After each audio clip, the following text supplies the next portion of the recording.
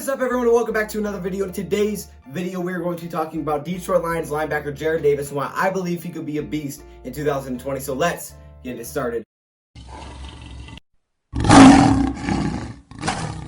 Welcome in, everyone, to another video. Glad you guys are here. Before we get this thing started, I gotta give a huge shout out to my guy on Instagram, Detroit Lions fan. He got my shirt, the Revenge Tour shirt. As you can see, I'm also wearing it. I didn't plan to do that, but it's like perfect timing. He got the Lions Revenge Tour shirt, man. I appreciate the heck out of you for that. He said he remembers like some really old stuff, like back when they played the Tiger Stadium and all that stuff. I'm like, dude, I don't remember any of that, but I appreciate the heck out of you. Like, that is super awesome. I know he's been supporting for a long time. So gotta give you a huge shout out. Gotta show you guys some pictures that he took and he sent me. You know, I absolutely will give you guys shout outs. If you guys get any kind of merch or anything that maybe I'm like selling or whatever, I definitely send it to me. Send it to me and I will give you guys shout outs on posts, videos, whatever it may be, because I think it's absolutely awesome and I appreciate the heck out of it. So gotta give a huge shout out there. Now let's get this video started. So we're talking about Jarrad Davis, and Jarrad Davis, his time is up, man. It is time to make it happen. It's a make or break year for Jarrad Davis, especially with the Detroit Lions, since his fifth-year option was not picked up. The Detroit Lions did not pick up his fifth-year option, so this is his final year as a Detroit Lion, unless he can play probably really well this season. He was drafted back in 2017, back when Jim Caldwell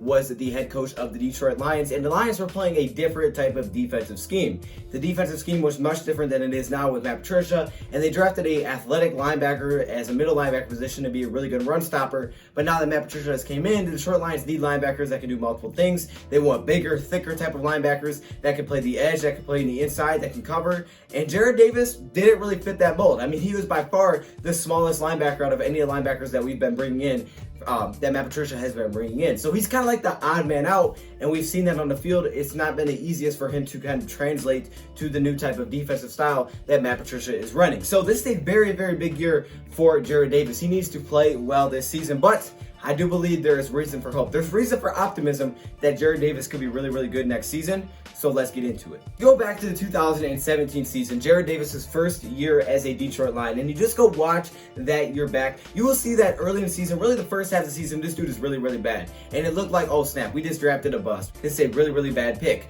But all of a sudden, towards the end of the season, like the last 6 weeks of the season, Jarrad Davis played really well. And I don't mean just really well. This dude played as one of the best linebackers in the league. He was graded as the fourth best linebacker in the league, not just rookies, fourth best linebacker in the league in the last 6 weeks of the NFL season. But why was that? Why did Jarrad Davis get so much better at the end of 2017? Well, the Detroit Lions decided simply to give him less playing time and take him off the field on obvious passing downs. A lot of times he went to the sideline, and we've seen certain players do this, right? They're in there for certain situations, and Jarrad Davis was now coming off the field on those downs. Jarrad Davis was playing games that season where he took every single snap defensively. However, near the end of the season, the Lions went from giving him 97% of the snaps to just over 70% of the snaps to make sure that he wasn't out there on obvious passing downs, where that is where he really does struggle. And Jarrad Davis is extremely, extremely athletic, and he's a really good run stopper, makes some big plays. He does miss some tackles at times, especially sacks, which really hurts him. But the big problem, his big downfall is awareness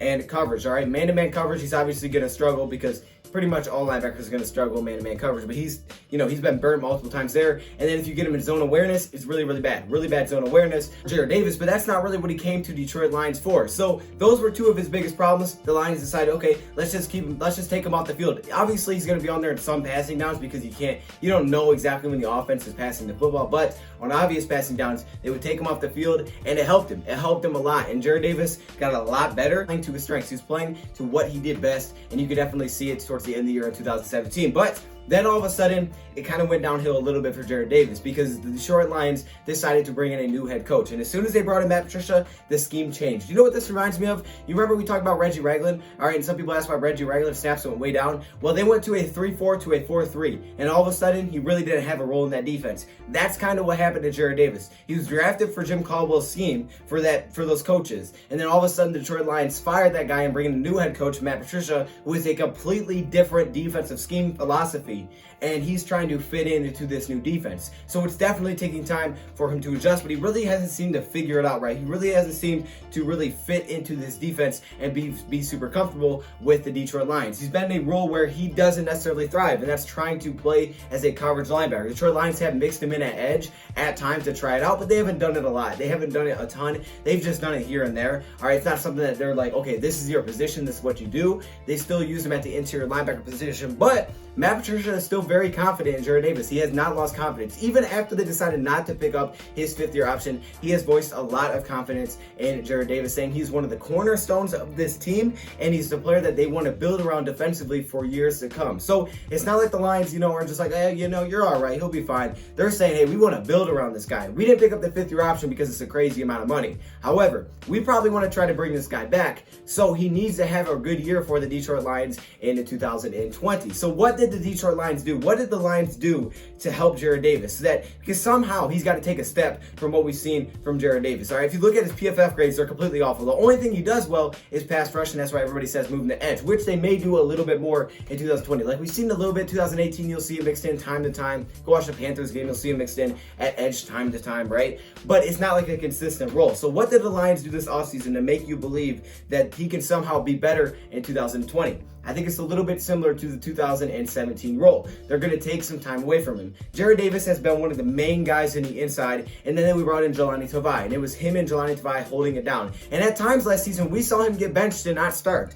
But I believe in 2020, with the moves that we made this offseason, the Detroit Lions brought in a few players that I think will go to that linebacker group and potentially change a little bit of Jarrad Davis' role. Obviously, the main one being Jamie Collins, who we signed to a 3-year, $30 million deal. We had to pay him the money. We had to pay him the money because it's a vital position in this defense. Jamie Collins grades out as one of the best coverage linebackers in the NFL. When you watch him, he has the versatility to play every single linebacker position, and he's really, really good in coverage. We also brought in Reggie Ragland, who's similar in size to Jarrad Davis, kind of a similar play style as well. I would say was a little bit less athletic, more of a run stuffer type of linebacker that can help in goal line situations. Like I talked about, though, he lost his role basically when they changed that defense formation. We brought in Elijah Lee, who to me is more of just a special teams guy. I don't know how much we're actually going to see him on defense. And then as I mentioned, we have Jelani Tavai, and you also have guys like Christian Jones. You brought in guys like Jaron Kearse, Bobby Price. We'll see if those guys make the team, but those are safeties that are so big they can basically play like a linebacker. We'll see a lot of nickel formation, so 3 safety sets, which will mean that we can see some safeties move into the box like linebackers.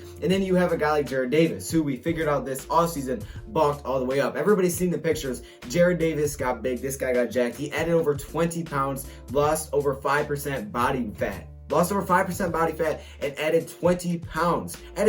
So he got really, really big, and they think this will help him shed blocks as pretty much a run defender. He's still pretty athletic, but he added a lot of size. And if you look at his size now, he went from 227 pounds to about 248 pounds. And 248 pounds is very similar to all the other linebackers brought in. You bring in Julian O'Quarter to replace Devon Kennard, he's over 250 pounds. All of our linebackers are pretty much over 250 pounds, some are even in the 260s. Bob Quinn, as a GM, we've been bringing these big, thick linebackers. That's the kind of linebackers that they want, still with some versatility to move around. And the thing is, Jarrad Davis has now bulked up to that size to potentially try to fit in this defense better and also just be stronger, because if you're stronger, that's definitely going to help on the field. So he changed the size. The Lions bring in all these new linebackers, and that will really help him. I think he'll have less of a role. I think he'll have more of a specialized type of role, because if you look at Jarrad Davis playing in the inside a lot, a little bit on the edge, but playing in the inside a lot on early downs, he will still probably be okay. You can have him on early downs in there in the inside with a guy like Jelani Tavai, and then you can have Jamie Collins playing that edge role, right? And then you can have a guy like Christian Jones or Julian O'Quarter or something like that on the other edge.